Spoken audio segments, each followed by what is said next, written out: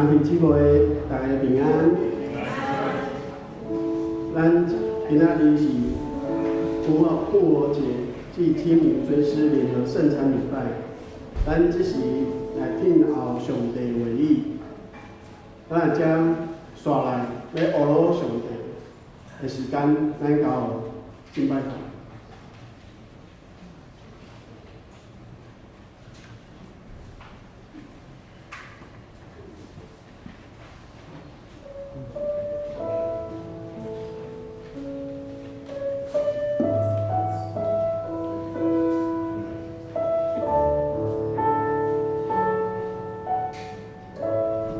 咱若安静心来咱今仔日的礼拜。请咱的会众，把咱的手机啊关机或调成震动，做我来听候上帝的回应。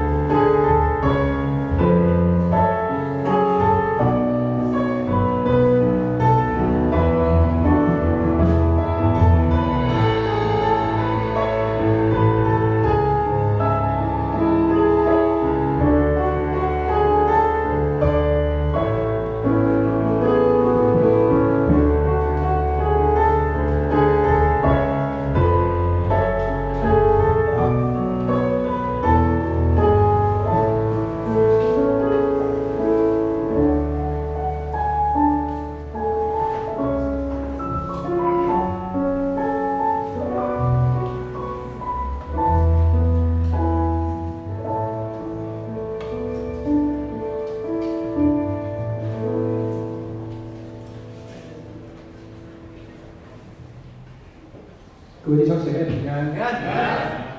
那一夜，我们的主毫无保留的牺牲，我们如今才得以在这里领受他的恩典，领受那个他将我们从罪捆绑当中释放的自由。如今只剩下空的十字架，只剩下空的坟墓，因为耶稣已经复活。我们也将要降行，从罪的当中走出来，不再留恋那过去在罪里的生活。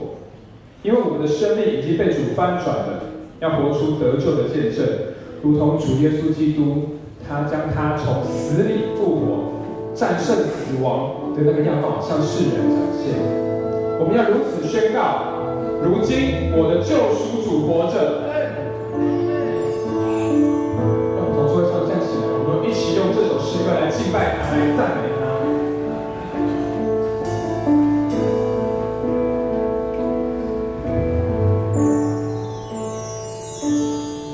知道我的救赎者活着，他是永活的主。当我在深谷迷失时，他领我走真义路。我知道。我的救赎者活着，他是永活的主。当我在旷野孤独时，他伴我做我的灯。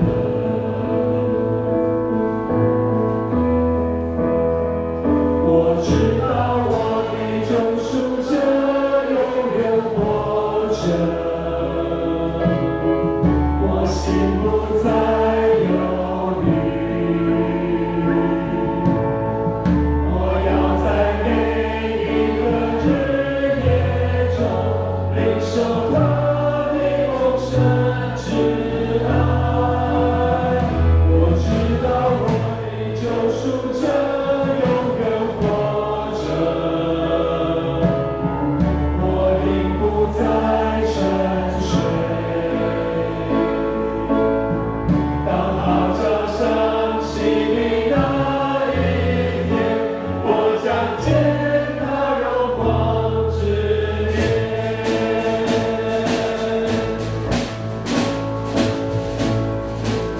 再次的宣告，我们救赎者活着。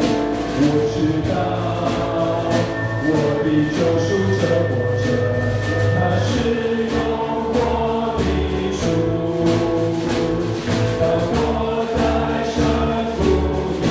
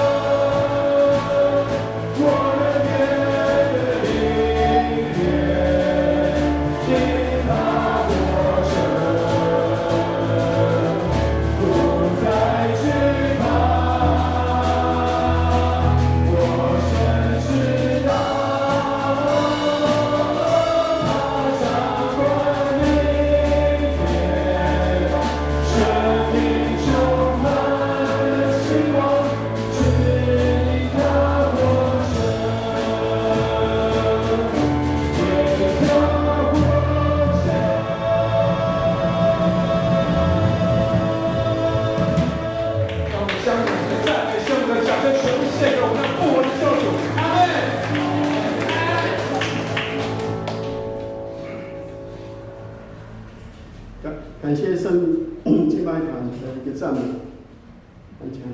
咱只是来做咱的宣调，咱来看咱的台语，我做来读。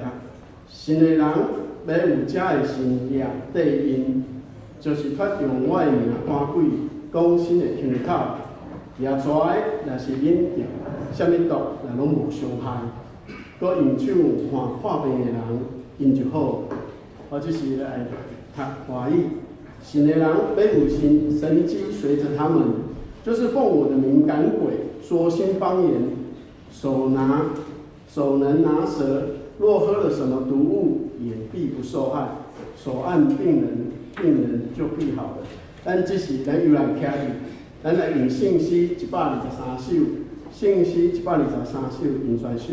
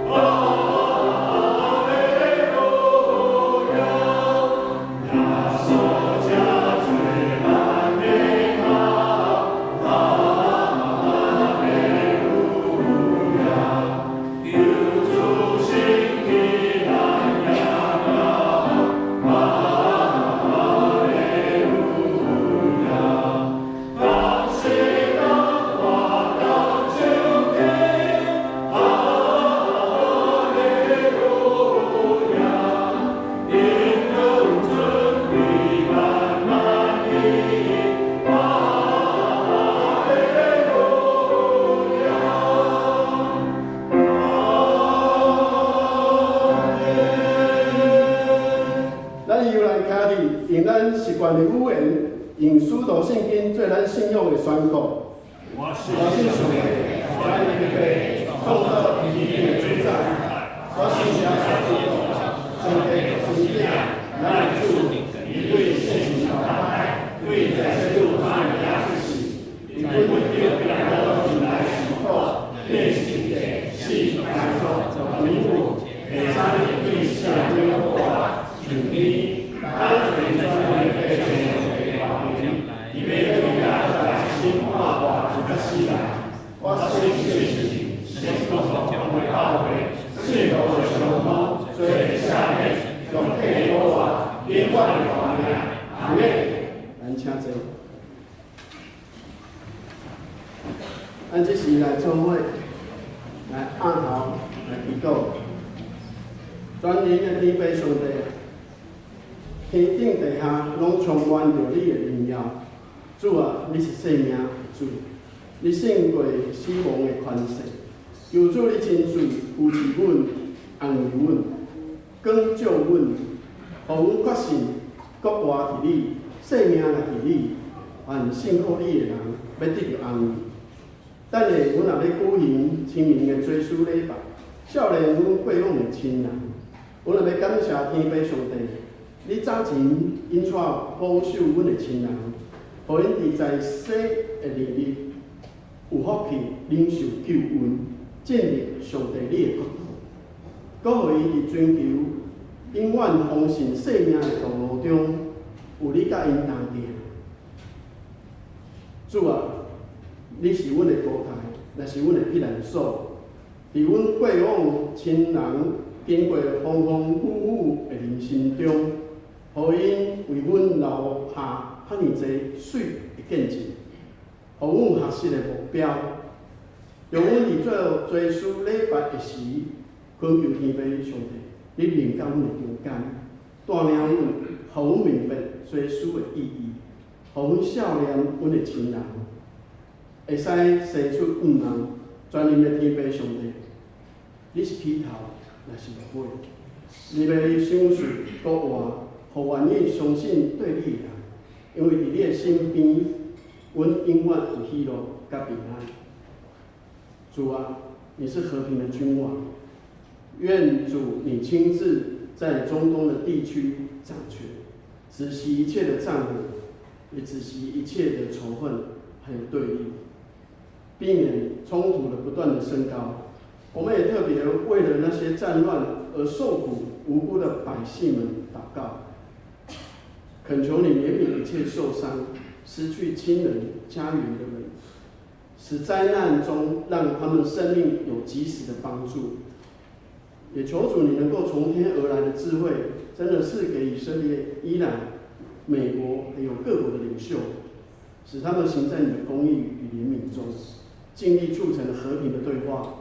愿你的救恩如明灯这样子的亮，照耀在我们中东的各地。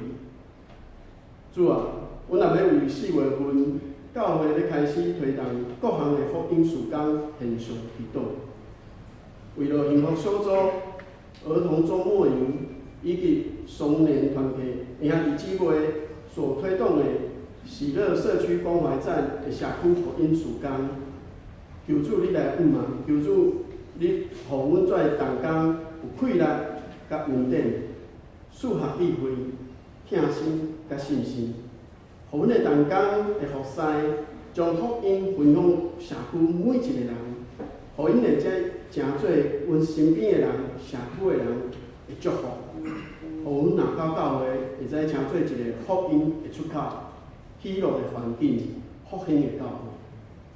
求主，你互阮每一项事工中，会使坚固阮的信心，增长阮的听心，互阮伫听中阁有信心，伫毋忙中阁较倚靠你。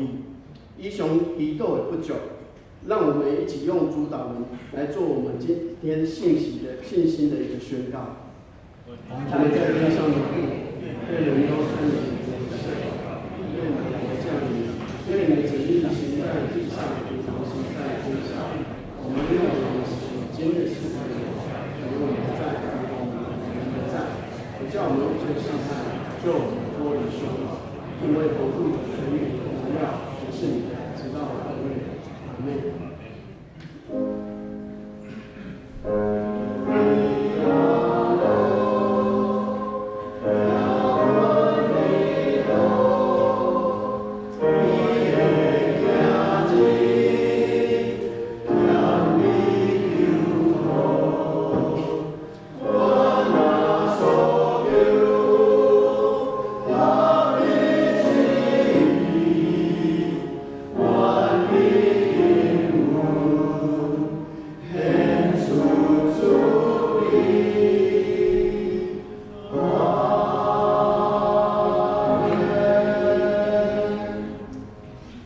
咱只是来领受上帝的话语。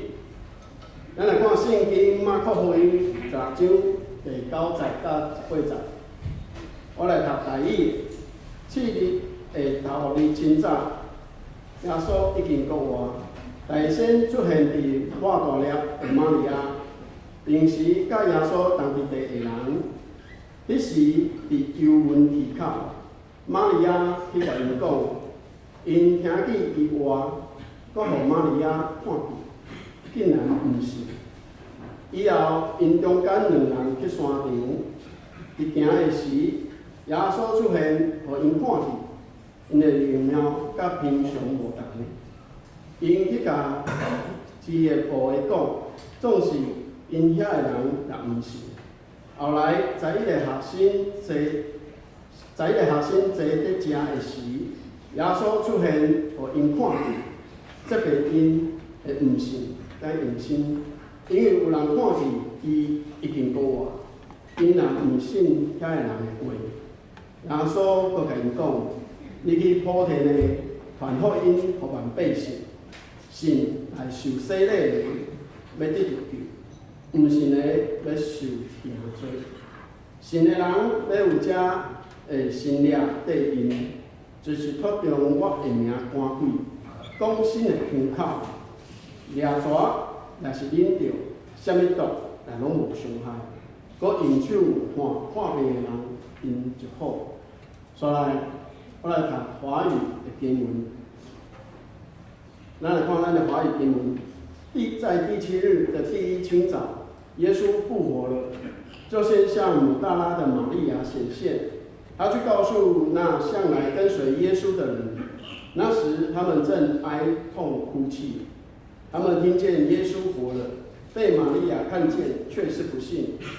这事以后，门徒中间有2个人往乡下去，走路的时候，耶稣变了形象，向他们显现。他们就去告诉其余的门徒，其余的门徒也是不信。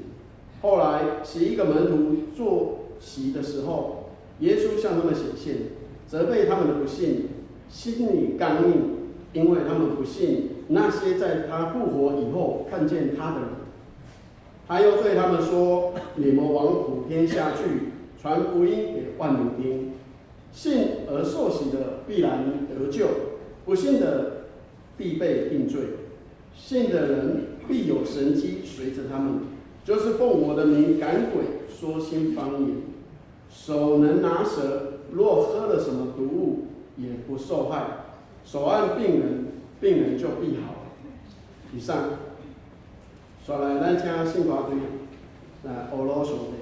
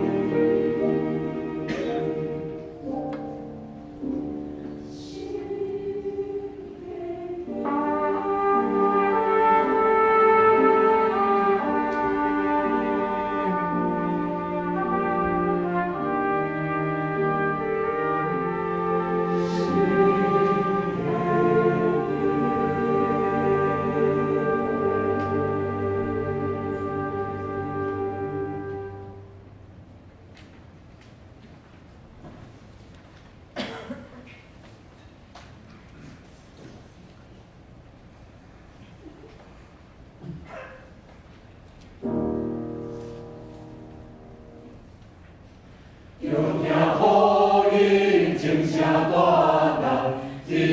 手可惜的经，主爱我转向我世界，奉献阮的大献命。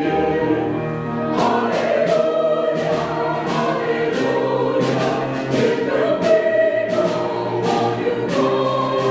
哈利路亚，哈利路亚，天的美好永恒。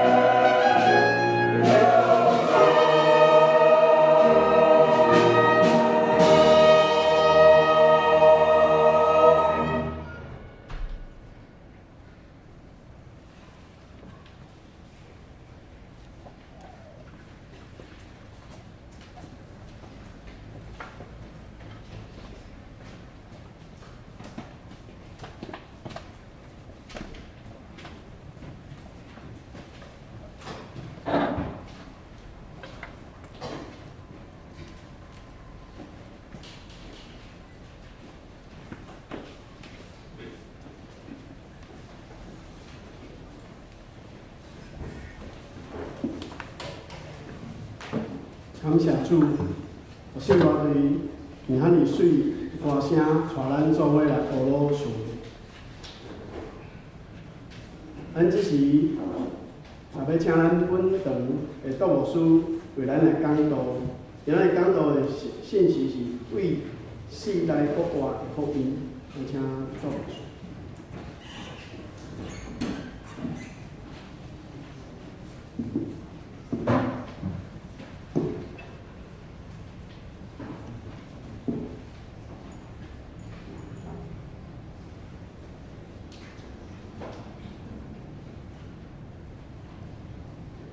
亲爱的弟兄姐妹，大家平安。亲爱的弟兄姐妹，大家平安。今天跟你旁边的人讲说，基督已经复活了。基督已经复活了。基督已经复活，然后呢？弟兄姐妹，我们的人生一生当中最深层的恐惧，其实不是痛苦或遇见失败，而是面对死亡。因为我们的普遍理解里面，人一旦死了，就什么都没有。所有曾经拥有过的关系、情感、记忆，甚至我们曾经所珍惜的一切，都会在死亡那一刻画上了句点。弟兄姐妹，人死了以后不能再说话，不能再笑，不能再爱。人死了以后也不能做任何的选择，连最基本的存在都完全消失了。这样的一个终结，让人的心里产生极深刻的恐惧和不安。一种带有哲学、神学意味的概念，叫做非存有的威胁。简单来说，就是人对不存在、即将会消失、归于无有的里面的一种深层的恐惧。这个概念在德国神学家波特里的思想当中不断的出现。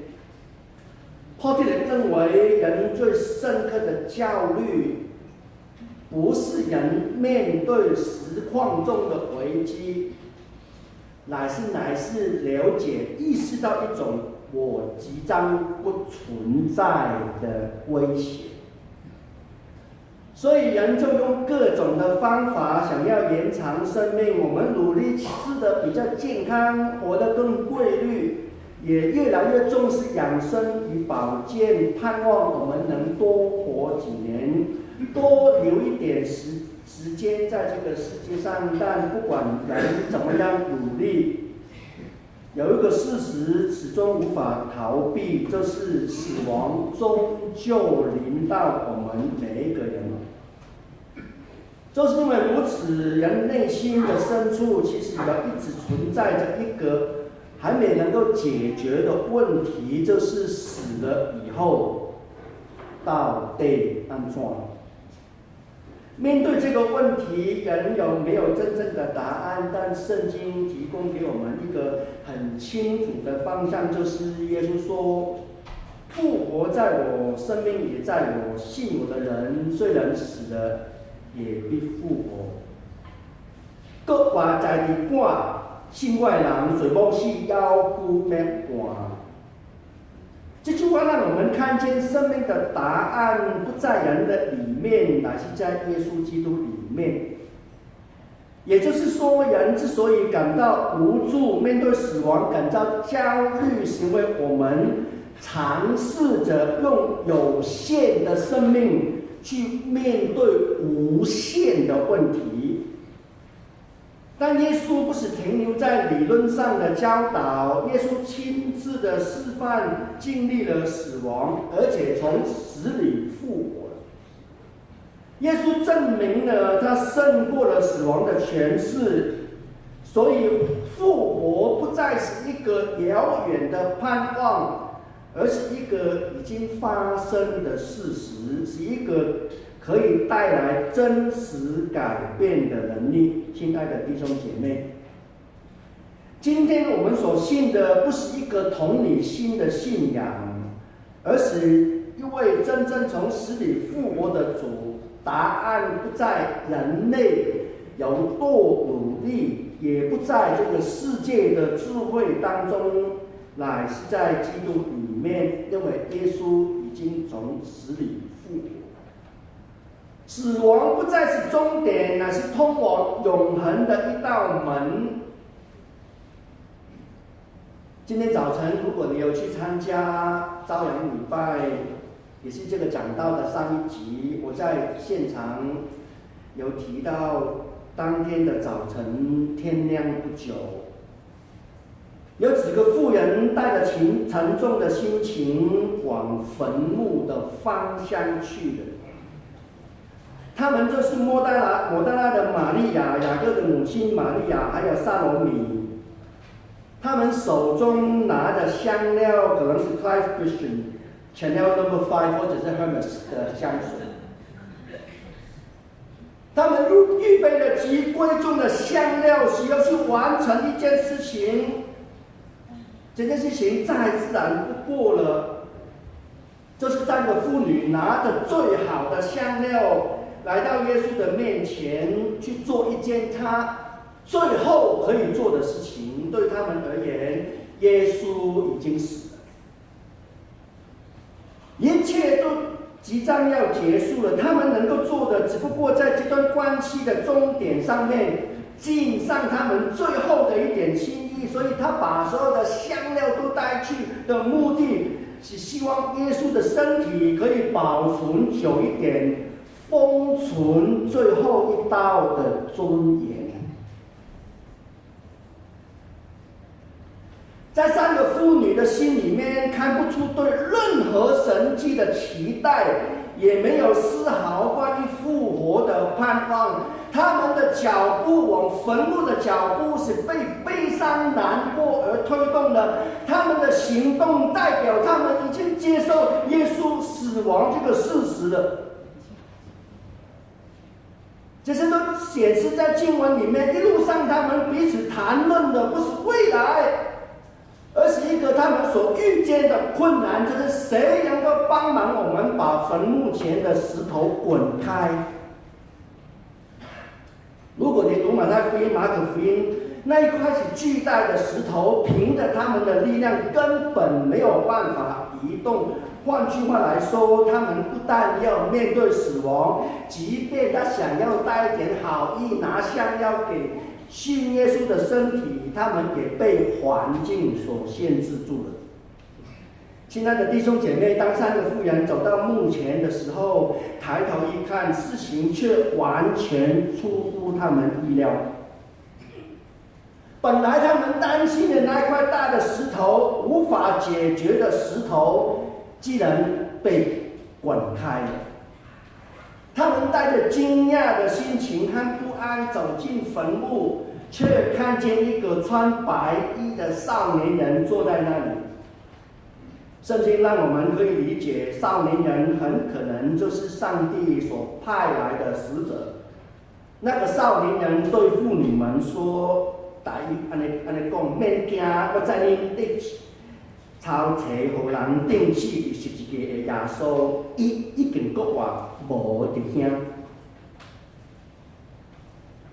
不要害怕，你们寻找那个被钉在十字架的耶稣，他已经复活了，他不在这里。换一句话来说，彻底翻转了他们三个妇人原本的认知，也改变了整个历史的走向。亲爱的弟兄姐妹，这段经文让我们看见一个 paradox。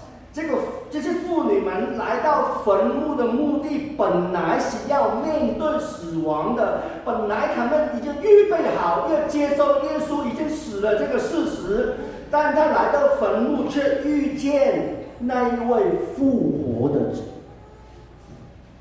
三个妇女，她以为一切都已经结束了，当上帝让他们看见一切才正要开始。请你跟旁边人讲说，刚开始。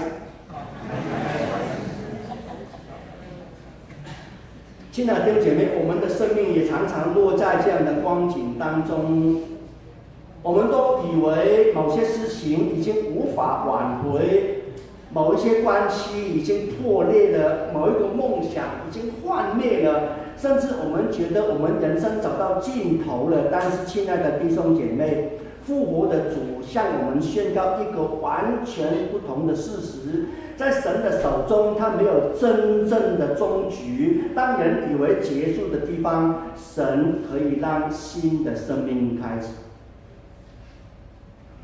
上帝使无变有，是叫人使人复活的神。当我们站在人生的坟墓面前的时候，我们以为只剩下的就是哀叹、悲哀、失落的时候，我们需要记住的神的工作，往往在我们看不见的时候就开始。那一块本来我们靠自己没有办法挪开的石头，它早预备替我们挪开。我们认为已经失去的盼望，在它里面依然有复活的可能。亲爱的弟兄姐妹，在这段的复活的记载当中，最让人震惊的是，其实不是那些妇女们在坟墓前觉得很惊讶、很不安。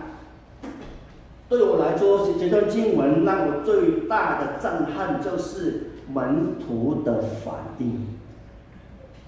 当摩大拉的玛利亚亲自的去告诉他们门徒的时候，耶稣复活了，我看见了他。这样一个那么好的消息，那么大的盼望，翻转一切的好消息，圣经记载门徒他们却不信。第11节记载，他们听见耶稣活了，被玛利亚看见，可是不信。YLT 的翻译作 did not believe。亲爱的弟兄姐妹，这句很简单的话，却非常非常的沉重。请问这些不信的人是谁？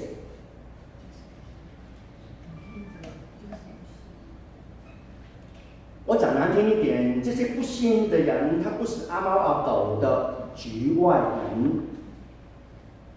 这些不信的人是最靠近耶稣的人。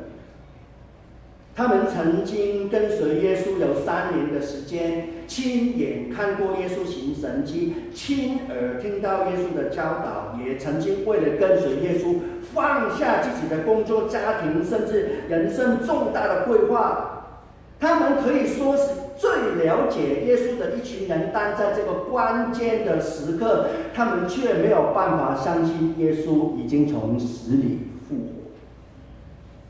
我们可以想象，这个时候的门徒正处在一种悲伤的当中，他们哀痛，他们流泪，整个人被失望、被绝望笼罩了。对他们来说，耶稣的死不只是失去一位老师，也把他们整个人生的盼望都崩塌了。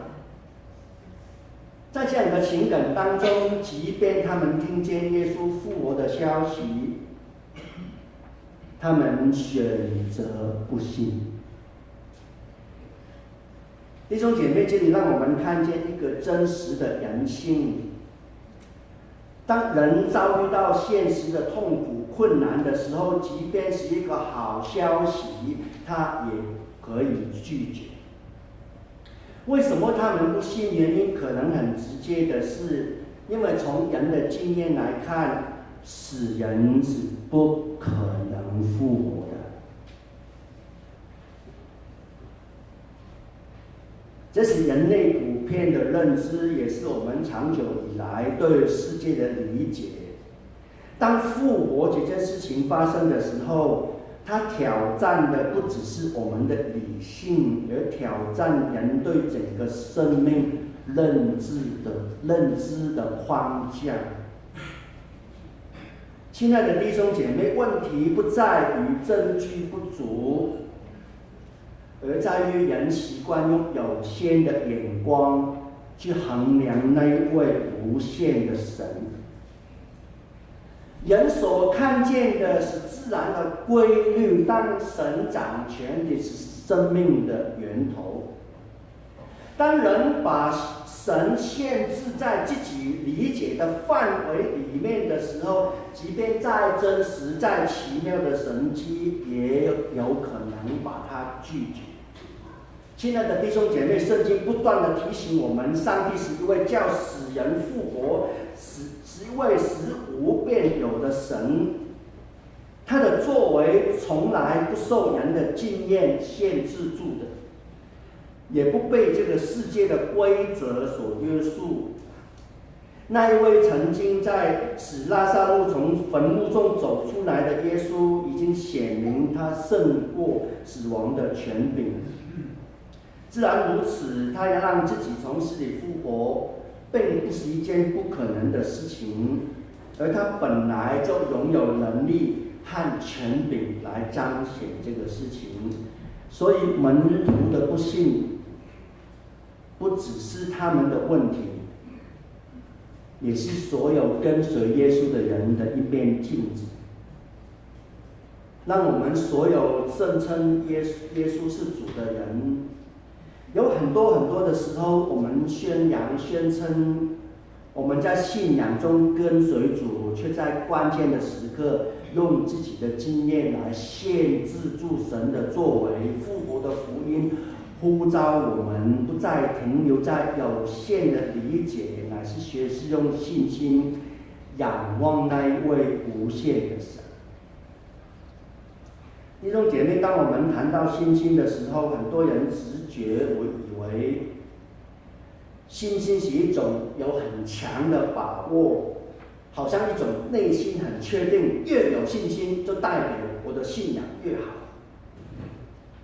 但圣经里面所说的信心，不是建立在人的感觉或人的把握之上。真正的信心，请注意听，不是我很有把握的事情一定照我所想的发生，不是。信心是我相信上帝可以成就他说过的话。今天早晨在乔大的土地，我们同声的宣扬一件事情：耶稣的复活是照着他的话所说的。在圣经当中，我们看见亚伯拉罕是这样的信心的典范。他所面对的处境，从人的角度来看，几乎是没有可能。他已经老了，身体如同已经死了，他却依然相信上帝赐给他后裔，甚至在献以撒的事件当中，相信即便把儿子献上，神依然可以叫他从死里复活。亚伯拉罕的信心不是因为他掌握了未来的结果，那是因为他相信上帝所说过的话，他相信神使无变有，使人复活。同样的，复活的信仰也是如此。保罗清楚地告诉我们，基督若没有复活，你们所信的就是徒然。那基督无搁活，按你阮所宣扬的是空空，恁的信嘛是空空。这句话非常的直接。如果耶稣没有从死里复活，那么整个基督教的信仰就会失去了根基，我们所相信的一切也没有实际上的意义。但保罗没有停留在这个假设的上面，他借着所宣告的是一个确定的事实：基督已经复活。弟兄姐妹，这不是一个心里面的安慰，也不是门徒自己的想象，乃是在历史当中真正发生的事。耶稣已经胜过了死亡。亲爱的弟兄姐妹，信心不是人的能力，乃是对上帝的信任。当我们明白这一点，我们就知道，关键从来都不是我们有多大的信心，乃是在于我们相信那一位是叫死人复活、使无变有的神。圣经清楚地告诉我们，这位神已经借着基督的复活向我们显明。复活然后呢？当复活的主向门徒显现的时候，耶稣对门徒所做的第一件事情，不是安慰他们，也不是立刻的鼓励他们重新站起来。耶稣面对这些跟随他的学生，是责备他们的不幸。这一点非常的深刻，因为耶稣责备的对象不是那些不认识他的人。耶稣所责备的是一路的跟随他、曾经看过他所作所为的门徒。问题不在这些门徒是不是没有听过福音，乃是在于门徒拒绝相信那些已经看见复活的主的人所做的见证。这些门徒心里面因为对死亡已经有自己的定义而变得刚硬，以及他们真理临到的时候，他没有办法接受。但耶稣没有停留在责备当中，耶稣责备门徒不是为了定他们的罪，乃是为了恢复他们。当耶稣指出这些门徒最关键的人物，他们不信，他们刚硬的时候，耶稣立刻把一个极重要的使命交托给他们，跟他们说：你们要往普天下去，传福音给万民听。这句话既是一个邀请，也是一个命令。邀请是呼召他们重新参与神的计划，命令是显明这是他们不可推辞的责任。这里让我们看见一个事实：神使用的不是完全的人，是在遇见复活的主以后被更新的人。即便这些门徒在遇见复活的主以前，或者那一刻是软弱的、是不信的，但主依然的愿意把福音的托付交给他们，让他们成为复活的见证人。亲爱的弟兄姐妹，这也是提醒我们，今天教会所以存在，不是为了停留在自我安慰以及属灵享受当中。教会存在的目的是为了承接这个从复活的主而来的使命，把福音传到地极。亲爱的弟兄姐妹，这里很特别，只有马可福音有记载这段的圣经。耶稣给了门徒一个应许，就是当他们愿意顺服这个命令的时候，就会有神迹随着他们。但我们需要正确的理解这个应许的意义。这些被毒蛇咬不为死、喝毒物不为毒道的神迹，不是为了满足人的好奇，也不是为了彰显人有多厉害表演，也不是为了表演用的。神迹的存在是为了印证福音是真实，并且他们门徒在宣扬福音的过程当中，可以让他们顺利的完成。复活的主不是带来一个信息，乃是带来一个方向。他从责备开始，从使命作为结束。亲爱的弟兄姐妹，我们来到这个星期的最后，我们需要再一次思想一个关键的问题：如果耶稣基督没有复活，我们今天所做的这一切将会失去了意义。如果基督没有复活，信仰只不过是一种布置，一些精彩的节目，十字架也是一个悲剧而已，人没有办法得到真正的答案。你跟我依旧活在空虚和死亡威胁的当中。但亲爱的弟兄姐妹，圣经告诉我们一个事实：耶稣基督已经复活。耶稣基督的复活，一切都有彻底的改变。这些的改变不只是在观念上的更新，也是真实的临到我们每一个生命的当中。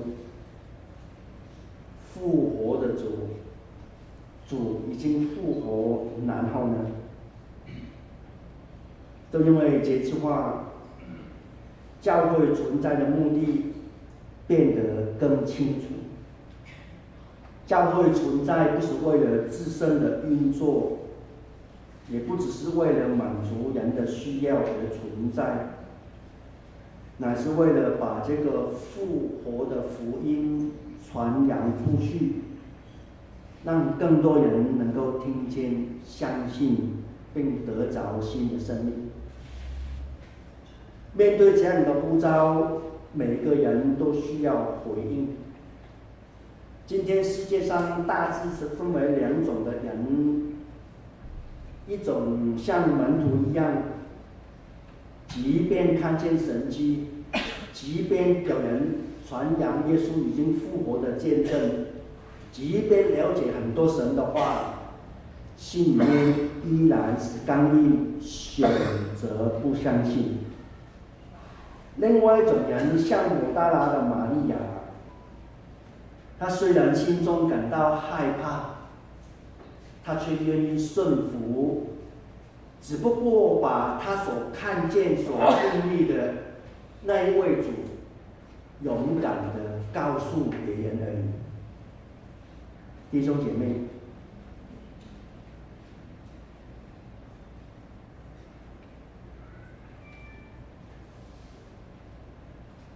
关键不在于我们知道有多少，乃是我们这个人是否愿意相信而且回应。复活不是一个抽象的道理，不是一段遥远的故事，乃是一个真实信仰的能力。这个能力能够改变我们的生命。今天这位复活的主依然呼召我们要成为他福音的见证人。我们一同勉励，一起祷告。哈利路亚！耶稣，谢谢你从死亡中复活。今天早晨，我们把最高的荣耀归给你。求你再次透过圣灵，把你的使命再一次深刻的刻在你的教会，刻在每一个属于你的弟兄姐妹身上，让我们勇敢来、大胆的来渴望遇见那一位主，以致我们告诉别人这位主是何等的伟大，是给我们能够像玛利亚的心，我们勇敢的宣扬我们所经历的主，也帮助我们脱离门徒当时候的困境，拒绝相信那种刚硬的心，帮助我们教会一同来见证复活的主，每天活在这个地方，每天更新我们的生命，然后我们每天经历到复活的主的恩典。谢谢你，我们把荣耀归给你，奉耶稣基督的名祷告。多谢各牧师的讲道，咱煞来回应上帝话，咱即是来鼓迎圣礼节，咱请牧师。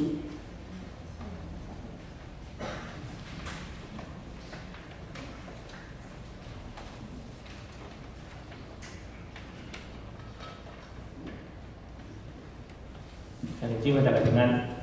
就是咱伫圣礼节来省咱来举行跟信礼就是信仰个别以及洗礼。今仔日有3位兄弟姊妹要来伫遮来举行洗礼。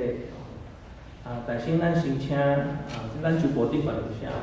要洗礼的是一对夫妇戴文辉。弟兄跟邱立纯然后这个跟信类也就是信用各类因为进前咱陈怡芳姐妹已经有这个洗礼过，但是伊对其他的教派要来进入咱长老中，所以咱先来邀请怡芳陈怡芳姐妹来到前面，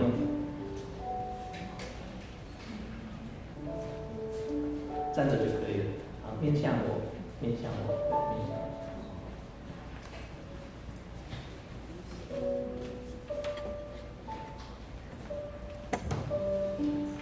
怡芳姐妹已经受洗，然后她在其他的教会里面得到洗礼，已经洗礼，然后她愿意的来到我们长老中这个大家庭得到我们小会的许可，长老们然后跟牧师组成的小会的许可，接受这个信仰告白，所以她今天在讲台面前。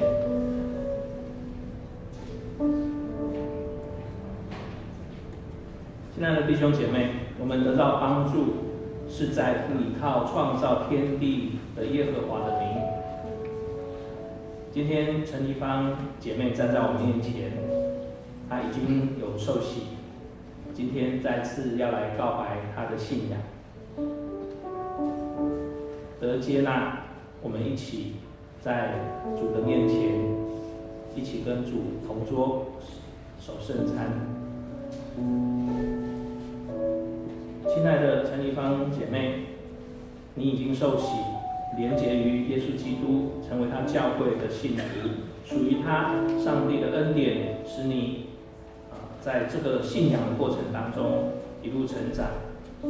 现在要来告白你的信仰，你愿意来属于他，奉献自己给他，再一次重新立誓，一生一世来服侍他。所以我们的主耶稣基督曾说：凡在人面前认我的，我在我天父上帝的面前也必认他。所以我劝勉你，必须告白你的信仰，在上帝和众人的面前诚实回答我所问的问题。陈怡芳姐妹，我要问你第一个问题：你深信上帝为你的天父，耶稣基督为你的救主，圣灵为你的保惠师吗？第二个问题，你是否诚心认罪悔改，并信靠耶稣基督救赎的功劳，使对罪得赦免呢？第三个问题，你当依靠上帝的恩典，尽力服侍他，一生一世走他的道路，尽一个信徒的本分，你愿意如此行吗？弟兄姐妹，我们请起立。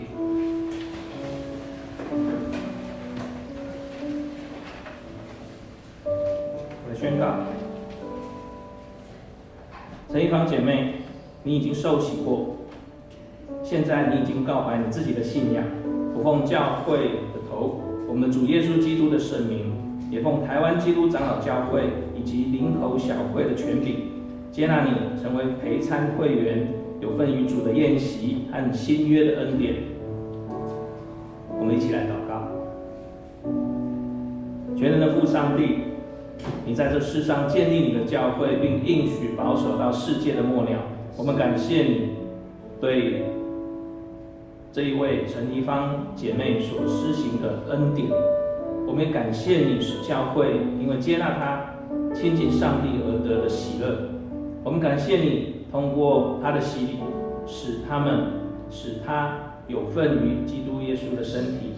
我们感谢你使她在信仰上得到培育，以及在生活上得到感化跟帮助。我们恳求你赦免她一切的罪，她这时候要将自己献上于你，求你按着你的恩典接纳她。她来到前面领受你的圣餐，接受主耶稣的身体和血的时候，求你使她看见你的爱，得享你的恩典。主啊，用你从上面来的能力保守她，使她永远属于你，天天在圣灵里面长大成熟，直到永永远远。这样祷告是奉靠耶稣的名求，阿们。弟兄姐妹请坐。好，一方请我们向后走，向后走。这个时候我们先请我们的小会员牧师长老来到前面，来按手礼来接纳。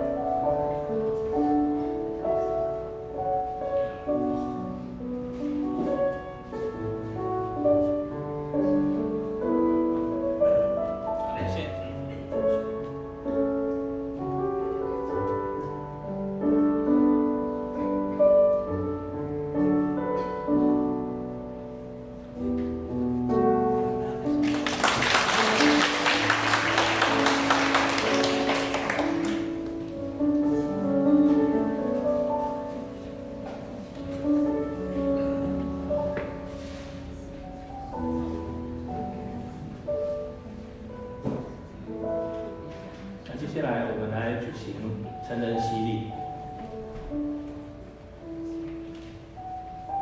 我们请赖文辉、邱立纯夫妇来到前面。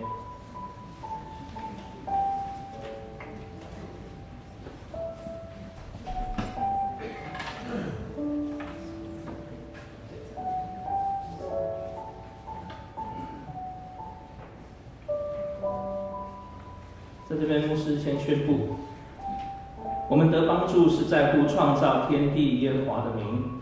亲爱的弟兄姐妹，请注意听主耶稣基督设立洗礼的教训。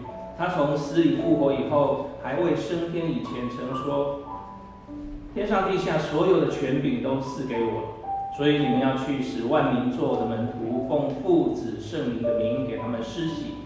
凡我所吩咐你们的，都教训他们遵守。我就常与你们同在，直到世界的末了。”在五旬节，彼得传福音的时候，对众人说：“你们个人要悔改，奉耶稣基督的名受洗，叫你们的罪得赦免，就必领受所赐的圣灵。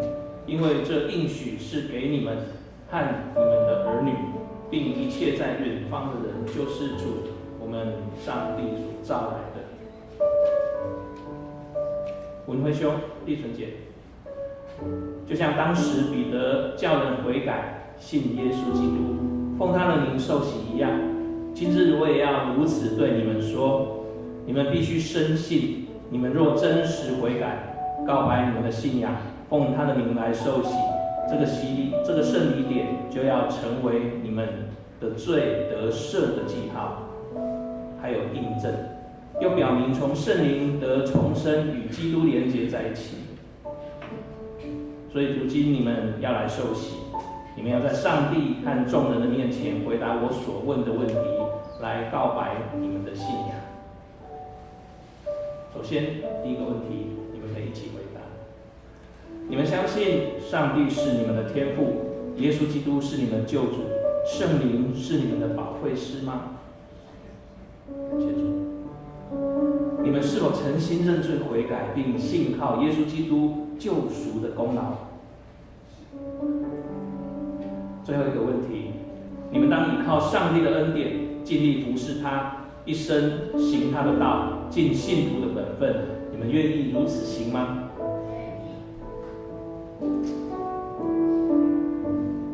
亲爱的弟兄姐妹，我们请起立。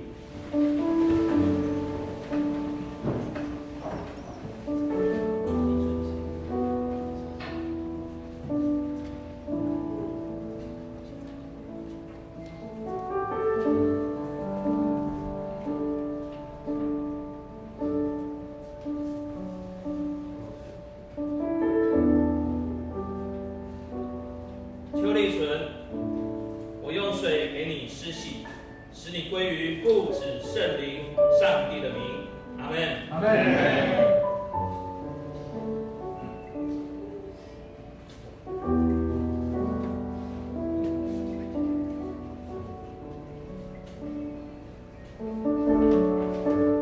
赖文辉，我用水给你施洗，使你归于父、子、圣灵、上帝的名，阿门。阿门。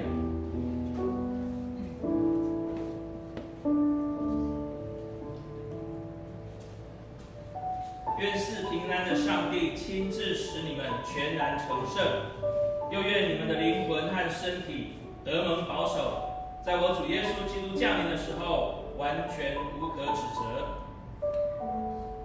我来宣告，你们已经告白你们的信仰来受洗。我奉靠教会的头，我们的主耶稣基督的名，并奉台湾基督长老教会以及林口小会的权柄接纳你们，成为陪参会员，有份于主的宴席以及新约的恩典。我们一起来祷告。全能慈悲的上帝，我们感谢你如此大的恩典，以这个圣灵点接纳你儿女们进入你的教会。愿你祝福他们，恳求圣灵降临在他们身上，坚固他们，以你的恩典赏赐他们，使他们结连于基督耶稣，得着主的充满，永远在你的里面。如果遭遇到试探，保守他们，使他们在信仰上打美好的仗。愿你的能力扶持他们的软弱，保守他们安稳在你的爱里面，使他们的一生一世能够来服侍你。爱我们的主上帝，求你使我们从今参加这个圣礼典之后，能够更明白受洗的意义。求你赦免我们，因为我们离开你的道，以至于亏欠领受洗礼的恩典。求你使我们真心悔改，引导我们回转归向你，从今以后成为你忠实尽责的仆人。这样祷告是奉靠耶稣基督的名求，阿门。弟兄姐妹，请坐。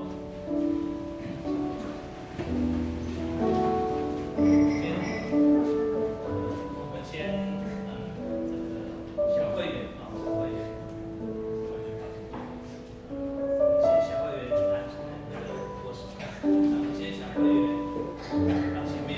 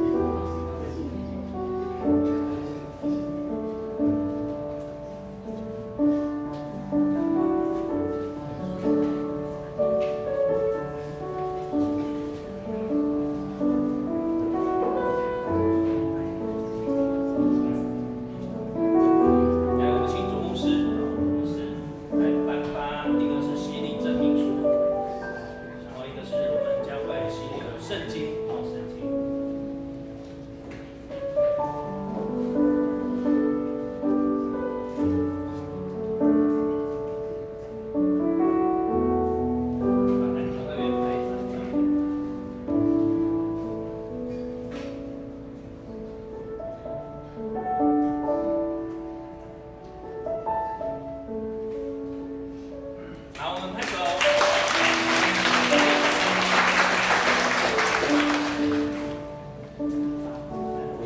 简单介绍一下啊，简单介绍一下。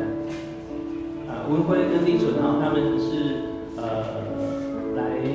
他们在我们的芥菜种小组聚会，然后芥菜种今天有准备，好，那我们先来，对，然后芥菜种的弟兄姐妹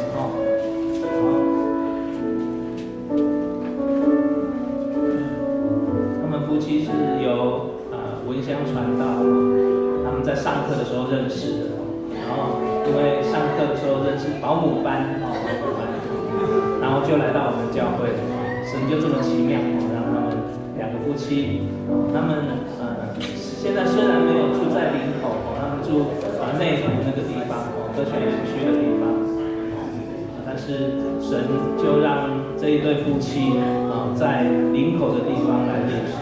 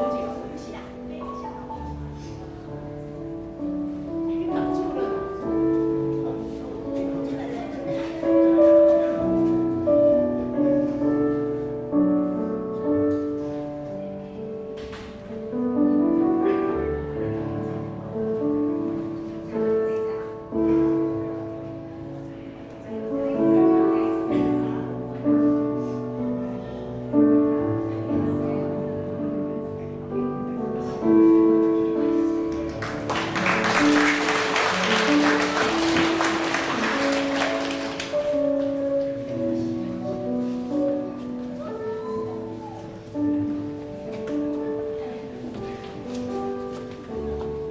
我们请回座。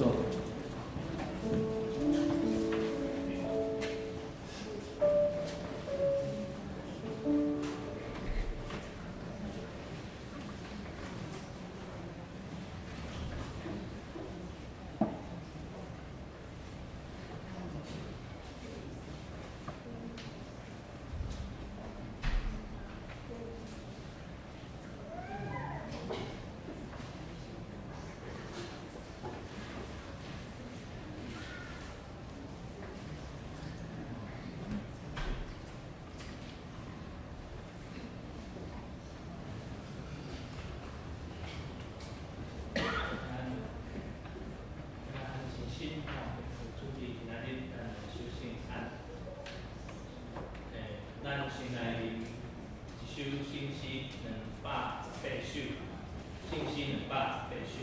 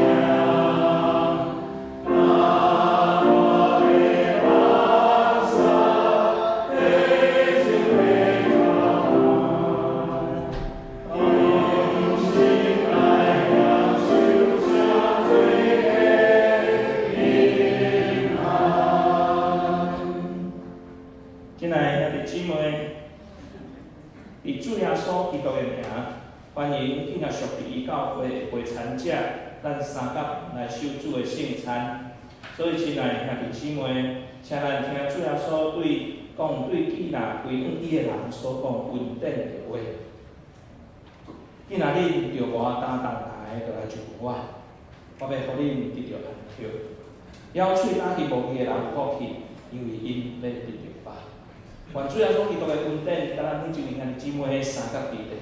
所听的兄弟姊妹，请咱注意来听主耶稣设立圣餐的话，就是照使徒保罗所讲，因为我对主受，也捌传互恁的，就是主耶稣互人爸迄年有提醒作写来对伊讲，这个是我的身躯，为着恁拍破的，恁着行安尼来纪念我。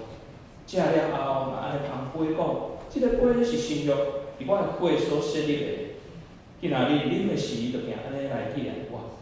因为恁逐摆食即个饼，啉即个杯，是表明主的死会到伊过来。今仔兄弟姊妹，当主耶稣互人爸迄年有提饼伫遐来祝谢，所以咱伫伊的名，照伊的模样来信咱三甲来祈祷感谢上帝，请咱三甲来祈祷。主上帝，现在阮照你的命令摆设即个宴席。为着要纪念你永远的祭祀，阮谦卑由你差派圣神来圣别阮，也圣别才会摆列伫你面前的饼甲葡萄汁，互阮会当接受这个对神有分伫你的身躯甲宝血，对伫你的恩典甲帮赞，会通成做阮属灵的培养，也会生长伫你的恩典中间。行荣耀你的性命，感恩祈求奉主耶稣基督圣名。主耶稣讲，这个是我的身躯，为着恁拍破的，恁着行安尼来纪念我。虽然说讲这是个辛苦，为咱拍活的，咱就给安尼来纪念伊。咱请学师长老来咱头前。今天今天洗礼的弟兄姐妹就可以来领圣餐。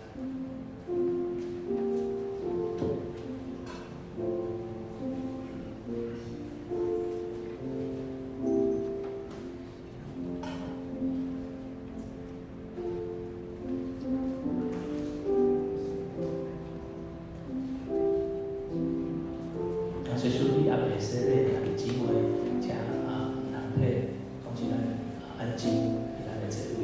我们还没有领受洗礼的弟兄姐妹，我们请安静到默祷就可以。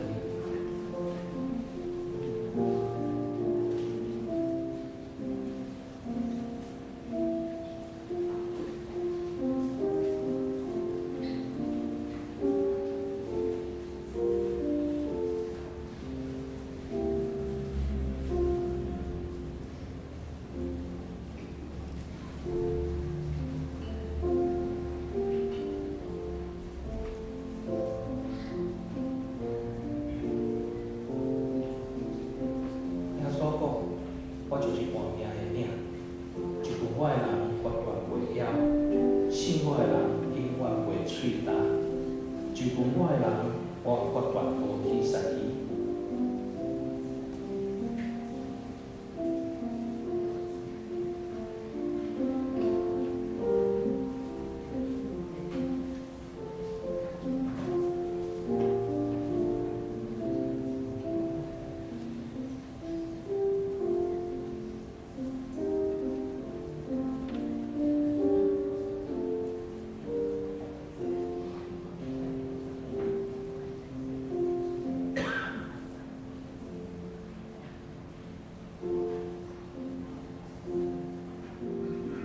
要喙焦幸福的人有福气，因为伊免得着肉。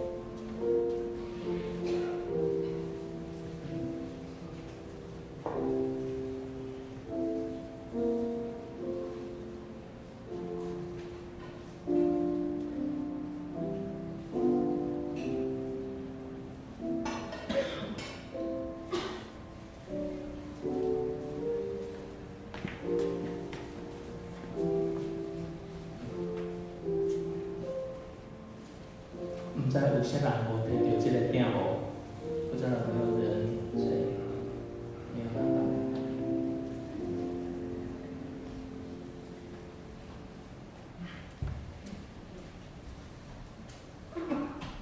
亲爱兄弟姊妹，这个是基督的身躯，为着咱拍布的，咱就行安尼来纪念伊，请咱三角来领受，我们一起来领受。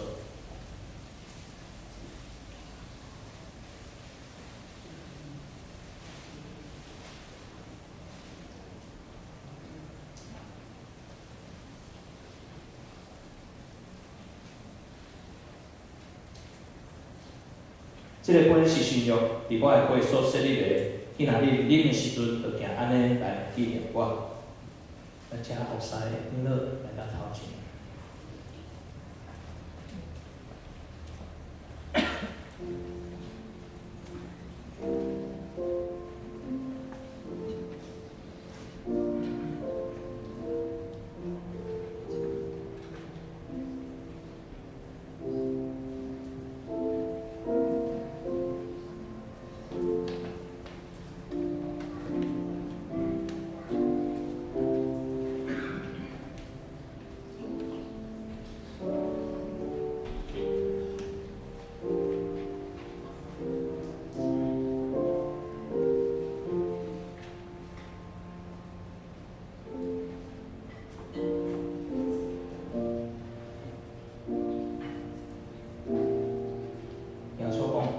我伫门外拍门，听见我的声来开的人，我要入去就问伊来甲伊食，伊也甲我食。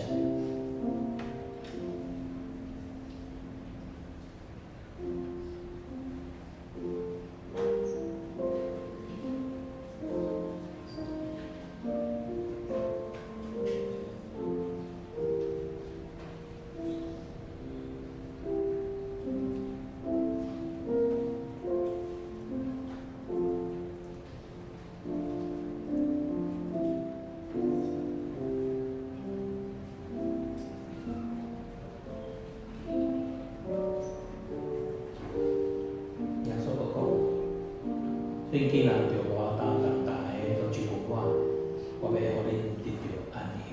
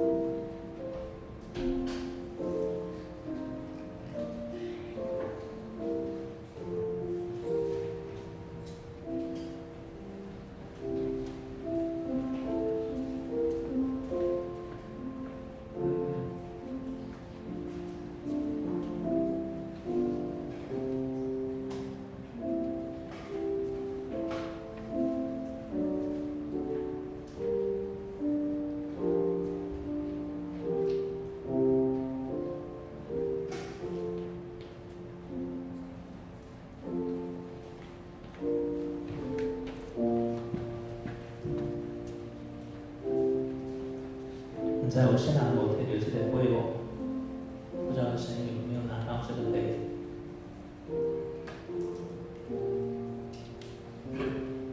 现在兄弟姊妹，这个杯是新约，伫耶稣基督的血所设立的。既然你啉的时，就行安尼来纪念伊，请咱三角来领受。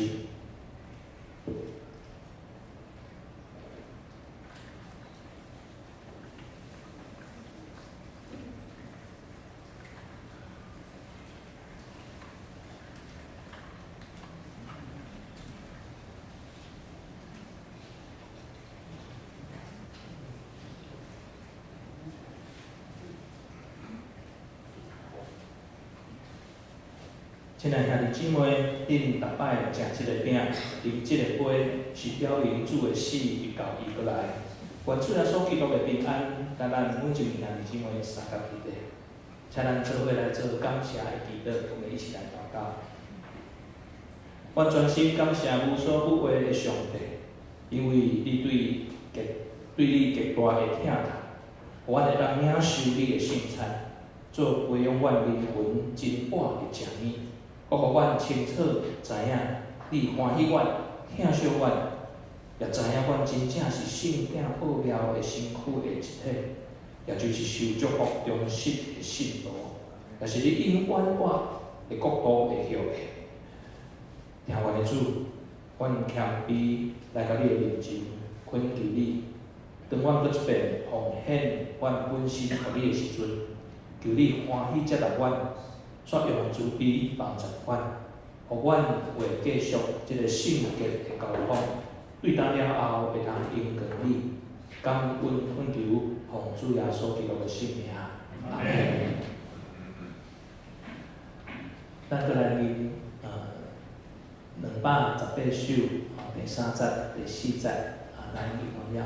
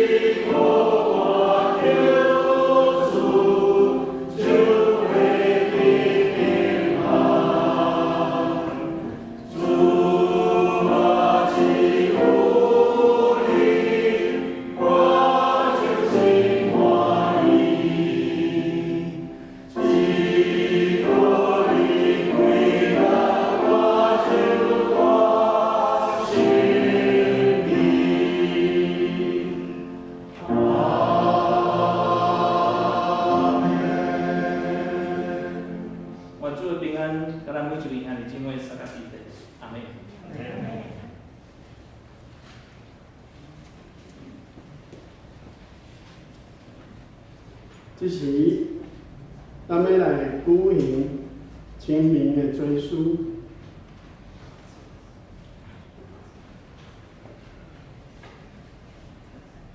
咱每年的这个时阵，教会拢会举行清明的追思礼拜。咱老兄弟姊妹，老要追思的亲人，欢迎咱来提供相片，还是我们故人的简历，和咱的干事，会来做一个做名册，会使咱来追思礼拜时阵，咱做伙来效力。检查等下咱的追思的亲人，无一定咱办。也毋讲徛伫主内，咱是一家人的缘故，咱拢真伫听中甲真意，咱做伙来追思。咱的追思影片结束时，咱来请牧师为咱来祝福祈祷。咱来看影片来做伙追思。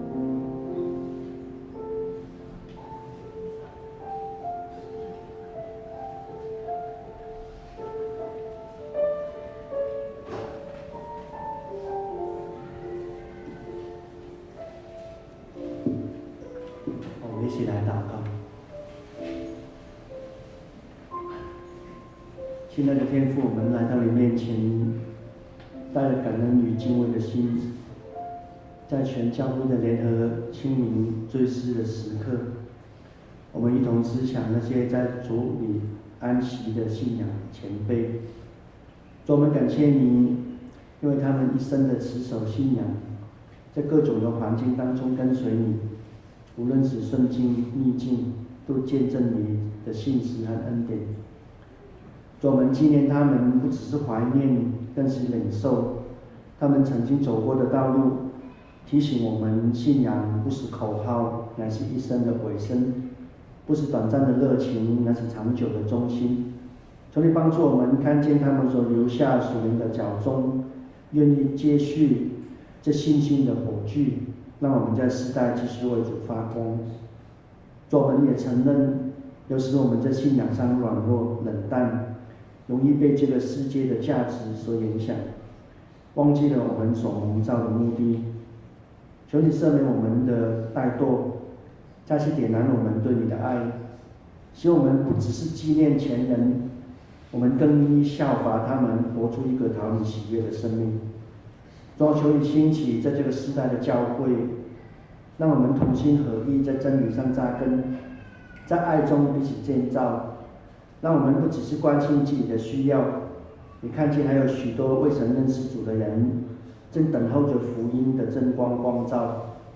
求你把传福音的负担放在我们心中，使我们愿意走出去，勇敢地分享你的恩典，好叫更多人得着生命。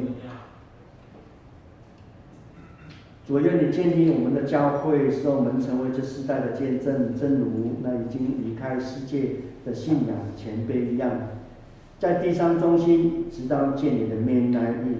愿我们的一生也成为之后来的人的祝福和榜样。我们把一切荣耀归给你，也将自己再次献上。求你使用我们，祷告奉耶稣基督的名求，阿门。